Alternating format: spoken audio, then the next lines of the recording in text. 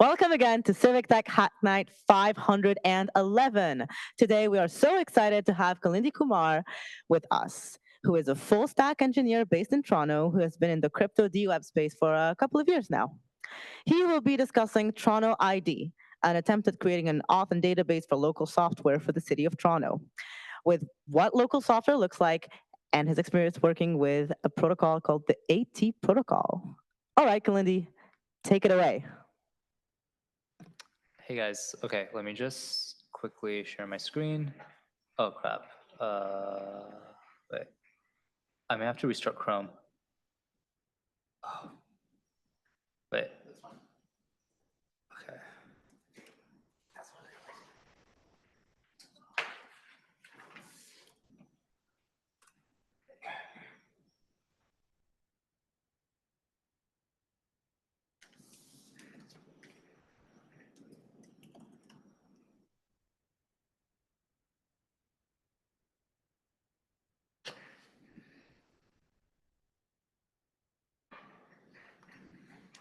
Wait. Sorry, give me a sec. All good. We're in no rush. All right, there we go. Cool.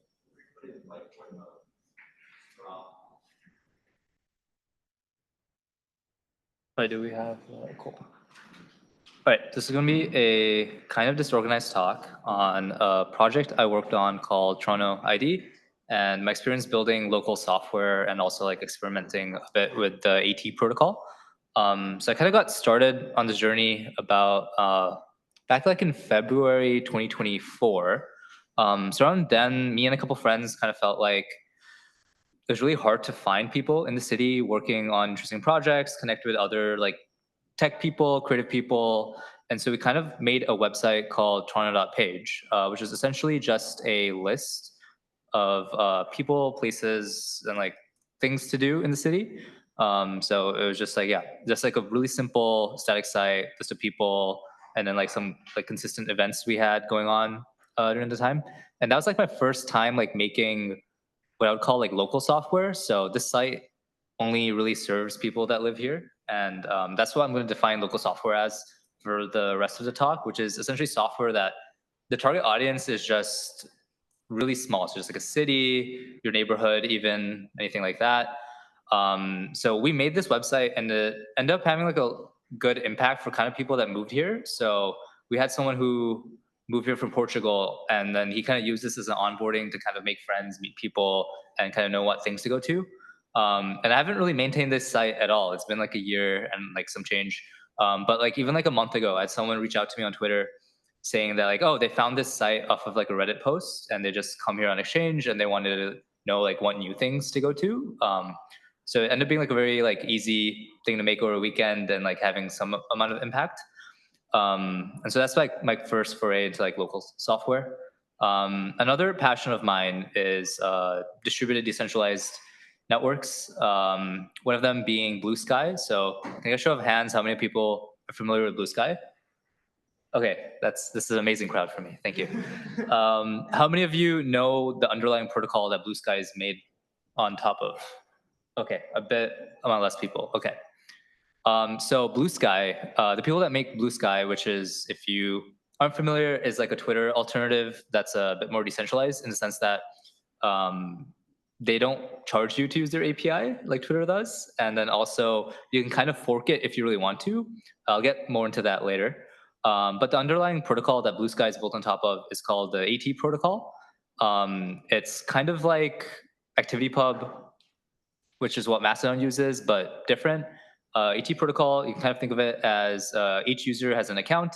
An account is kind of like a Git repository for the user's data, and then all the apps in the what they call the atmosphere kind of interface with the user's like Git repo. And so, yeah, and so I've always really liked these decentralized technologies. I've always kind of believed in open source and kind of like, you know, people should have control over their data. Sadly, a lot of my friends don't necessarily care that much. Like I would ask them like, hey, why don't you download Blue Sky? And they'd be like, why? Because they're like pretty content with Twitter. They don't really care about owning their data. They've never really been like burned before. So in my head, I'm like, okay, like, I really think this is like the future of the internet to some extent, because I think right now with AI and stuff, I think like the data you kind of have on a lot of platforms is kind of disposable. I think like you should be able to spin up a front end for the data you create and like kind of access it and manipulate it how you want and not be tied to like what Twitter's client is, right? Like if I want like my own personal Twitter client, I should be able to make one. And so I was like, okay, like how do I kind of convince some of my friends to use that protocol? So the idea was like a bit of like a Trojan horse play. So I realized if I just like rename that protocol to something like Toronto ID, a lot of people would just suddenly be interested. Just kind of slap the name Toronto in front of it. So like back in December, I wrote like an article called Toronto ID Open Identity for Toronto's Local Software, which essentially was me just explaining what the app protocol is, but just slapping Toronto in front of it and just like re-explain, like just explaining in the context of like, oh, like what if our own city had our own like auth infrastructure, right?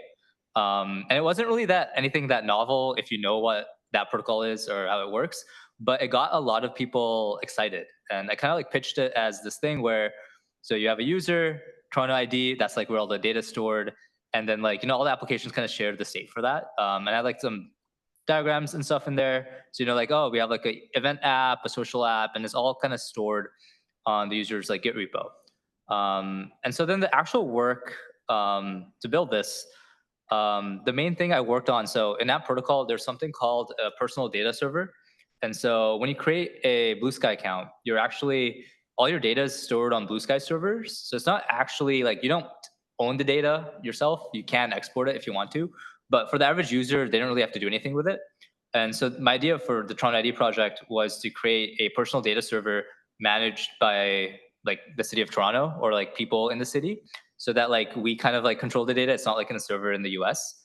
And then also we can kind of manage it under our own like namespace.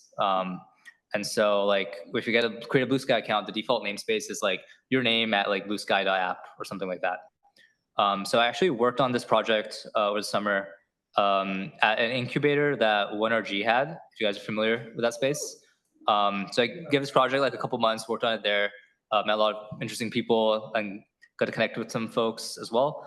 And yeah, so outlining the project, I guess, and like actually doing the project, two different things. It's really fun to just say, we can build all this stuff, but actually doing it was like a bit harder than I thought it would be. So I started the incubator off focusing on one main thing, which is creating a PDS, personal data server for Blue Sky. And so it's live over here, id.toronto.inc. Essentially, it was just like a basic onboarding. So like, is that shared? Yeah, cool. So if you go like bluesky.app, this loads on my phone. Anyway, if you, oh wait, there we go. So if you create an account, it's like a similar flow over here, but I just kind of recreated it under this domain. And so this is my first foray into like creating, the first like personal data server for Toronto.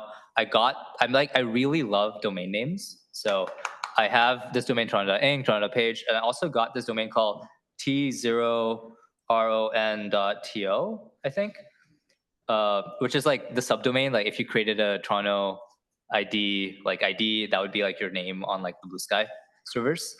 But actually, so building a personal data server and like kind of forking and making this UI, not too hard. But what ended up being tricky was, pain points. So what actually ended up being tricky is I don't think the app protocol was like kind of made, it's not like, it's like a very new protocol. I don't think it was made to be forked like this, like so soon. So a lot of things that I wanted to do like required me like really digging into the docs and on like the Git repo, and like a lot of like the pain points I had like working with that proto was like, the docs are all over the place. It's a new ecosystem. Not a lot of work's been kind of done in this space. And the devs that work on that protocol, their main focus is Blue Sky. And so like for an example, like, so I had this like onboarding screen with like the personal data server, you create your account and stuff. It was a pain to get like the logo of the email and all the branding to be like Toronto branding, because it would just send you an email from Blue Sky, which is kind of confusing. And to like kind of change that, you have to like fork the personal data server code and then like recompile like a Docker container and like redeploy that.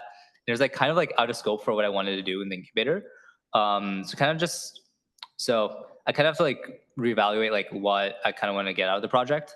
The other thing, which kind of like put a big like stick into like whatever I want to do, was like there's no free lunch with the protocol, so you have to index the data. So when I first started this project, I kind of thought like, oh, like that protocol is like this abyss that I can just like easily query all the data I wanted from, which was kind of naive of me since I've like worked in crypto. I know that blockchains have to be indexed, but for some reason I felt like, oh, there's like this like the schemas are like better defined, so I just have to like query it. But I think like the main issue with kind of like forking that protocol or kind of creating like your own version of it like on top is kind of like you also have to manage your own indexers and stuff like that, which is a lot of like infra work and a lot of work I just didn't really want to get my hands too dirty with. And so what I ended up doing during the incubator was I ended up just remaking like a newer version of like the Toronto.page site, but more like scoped down. So it's still on that protocol. So it's called discover.toronto.inc. It's not something I'm like consider like complete, but it was like a good like MVP of what I wanted. So I ended up making my own app protocol schema, which is like a new data type. And so essentially you could go to his website, you could create an account, edit your profile, and then all your data that you kind of created is stored on the Blue Sky's personal data server. The internet's kind of laggy, so it's not. Oh, there it is. Okay, cool. Yeah, so you can like create your profile and like essentially you sign in with your Blue Sky account, and then you do that, sign in, authorize.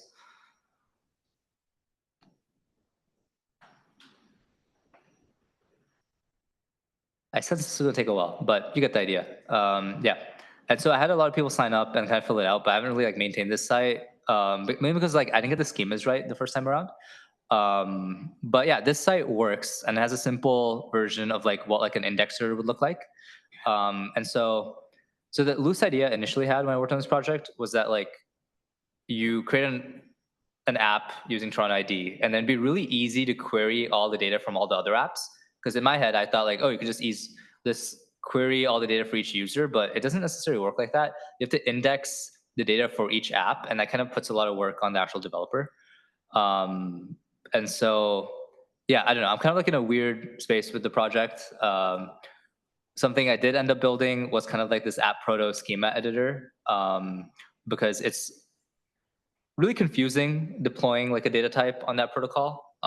It's not like you have to like kind of define it like in this file, and then you download this weird command line tool and like kind of deploy that, edit some DNS records, this entire process. I kind of made like a GUI for it.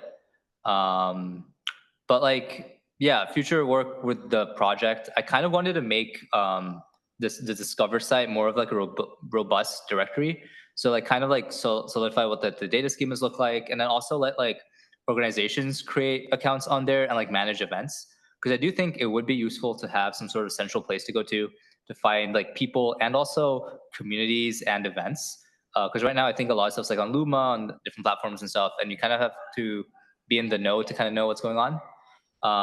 Other stuff is like I personally don't have the time to put too much time into this project anymore because I started a new job, and I know a lot of people here are interested in software like this. So yeah, I'm also looking for people who are interested in like maybe continuing some of this work or just are interested in this work in general. But yeah, that's it for my talk. Any questions?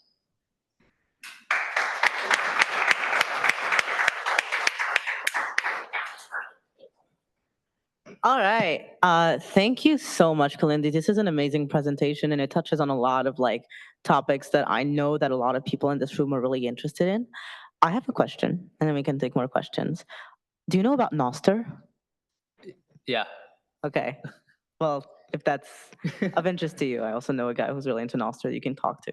Yeah, there's a couple of these like different like decentralized social protocols. I think I used to work at a company called Protocol Labs, and so I knew some people who worked on that proto. So I was kind of like inclined to just choose this as a tech I built it on. But I also like the data model of like the whole repository thing that they have going, because it's kind of like easier to wrap your mind around. But yeah.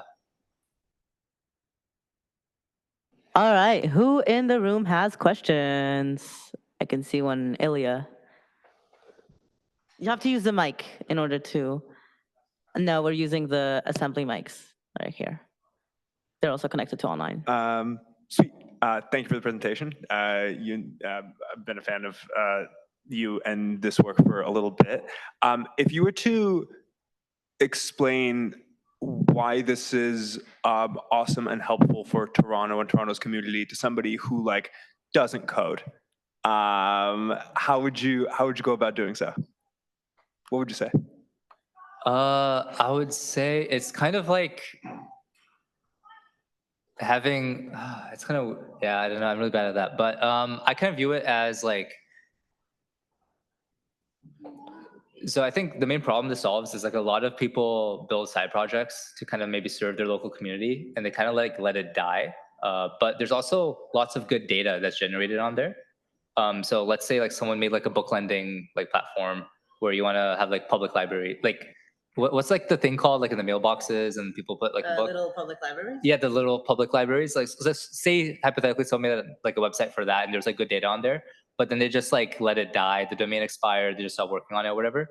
Building that website on tech like this lets that data kind of exist in the ether and let someone else like kind of index that and like query that later on. So I kind of view it as like more of like a data collection way, but like in a nice friendly way, in the sense that it's like all public open data that like people should be able to do things with.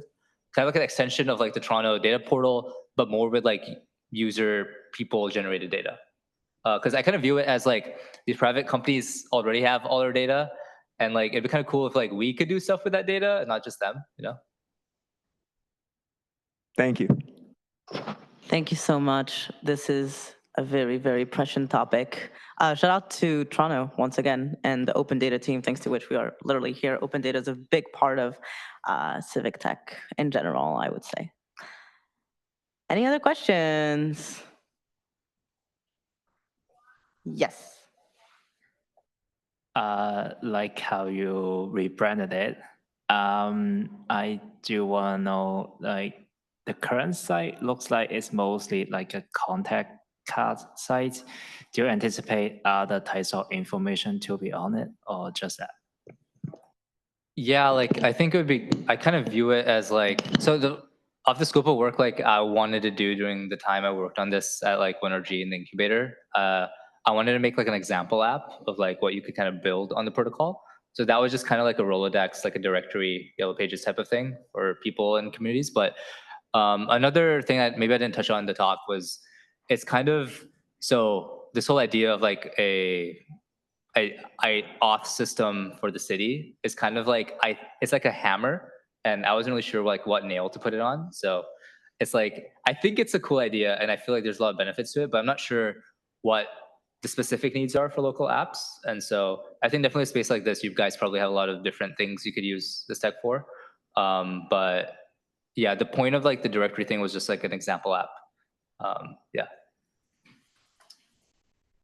Alrighty, we have a question online. So let's ask online people about it. Yeah, sure. Kyle, you've posted a question in the chat. Would you like to speak directly? I don't know if my mic is working the best. Can you hear me? Certainly can, yeah. I was going to ask, would this look like a decentralized, like single sign-on for only people in Toronto? Yeah, I think that's like a good way to sum it up. Yeah, decentralized SSO, and then like kind of like the data you get is like all the data that they kind of create with this type of ID.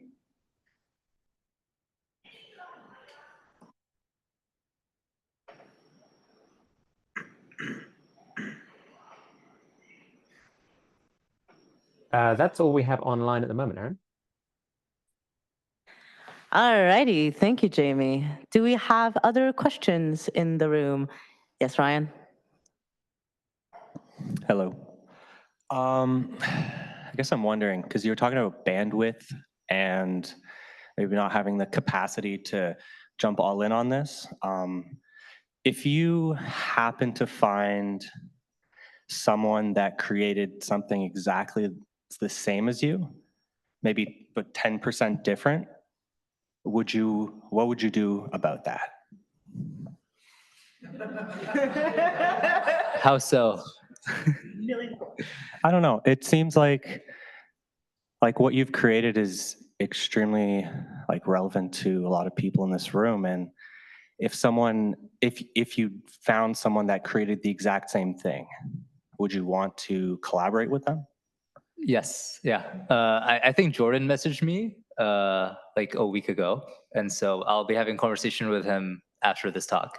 But he, by what I gather, might be the person who has something almost 99% to what I want. And so, yeah, since I don't have the personal bandwidth, I would like someone else to kind of, because I do want to see this thing in the world. And so if someone else can do it, I think that's better. Yeah. Thank you for that question, and thank you for your answer. We have a question. I saw PatCon in the back, I think. No?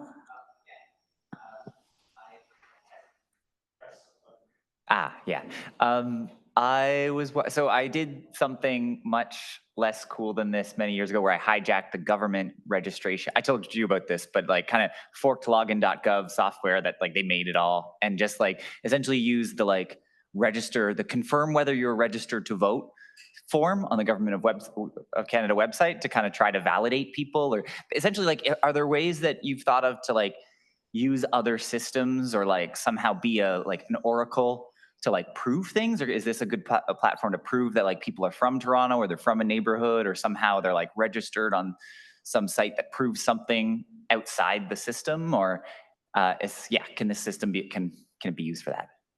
I personally think it would be good if it wasn't tied to like your government ID and stuff.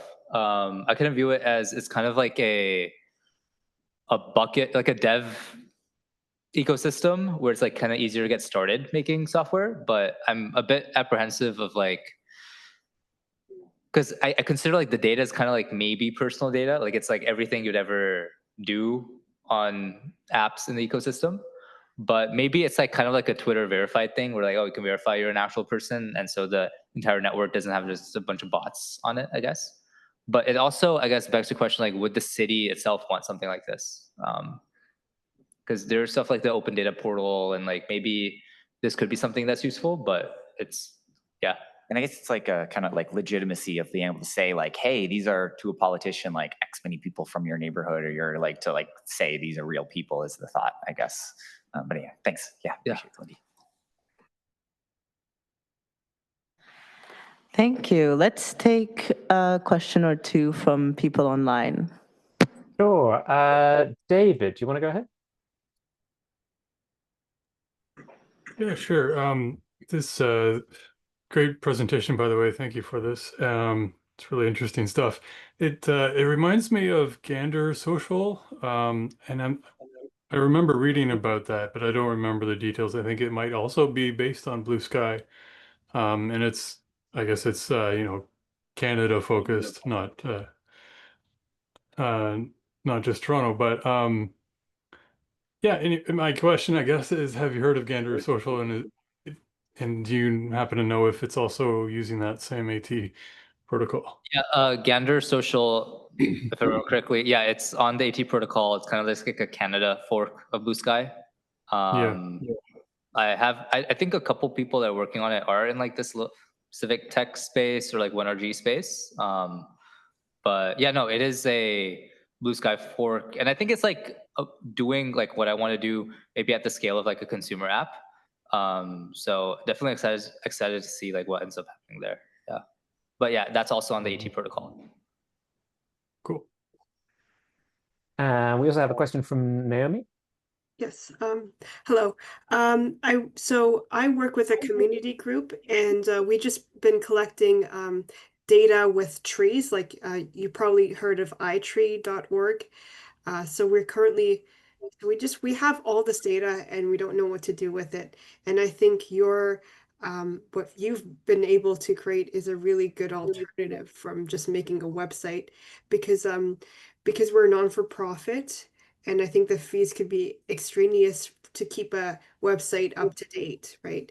And I'm afraid that about the bandwidth, I like to maybe have this data open so maybe other organizations can share tree data. And then together with that, we can develop like kind of like an interactive map on all the trees. And it's unfortunate that that Toronto Forestry probably has their own data, but they don't want to share it with people. on the benefits of having a healthy tree canopy. So my question is, so why does creating a website seem bad? Sorry, why does creating a website seem bad? Or Yeah, like, would you suggest something alternative to a website? if you just want to host the data, I think it's not too bad. I guess it also depends maybe how big the bit data is, but like in a AWS like data bucket is not too expensive and just keep it hosted. I guess if it wants to like outlive your organization, that's like another question. I will say like, so initially when I started this project, I thought the AT protocol was like, oh, I just put the data there and it kind of just like exists. But it's kind of like the no free lunch thing that like I talked about, where you kind of have to have that data indexed. So if other people want like the data live, they kind of have to like also like hold on to it. And then it's also dependent like on the server that's hosting it. So if you did it with like Blue Sky servers, their servers would kind of be responsible for keeping the data alive. And then it also gets kind of like weird with like what types of data. So if it's like just like a zip file, that might be harder to put on the network. But I would also think there's other distributed like file hosting things. One of them called like IPFS, where like you can't, like people are kind of incentivized to kind of keep the data up on there. Another one called Arweave, which is like more like a crypto thing, but like it's for permanent file storage. So you kind of just pay the fee once and that data is on there forever. Yeah. Okay, good, thank you. That's all we have online, Aaron. Thank you, Jamie. Let's take a few more questions in person. Yes. Presentation. I was wondering, is the benefit of this protocol, or let's say like this application, how exactly is the cryptographic or like the inherent functionality of the AT protocol going to change the way the data is stored or used by consumers? Like, I guess I was looking for like something.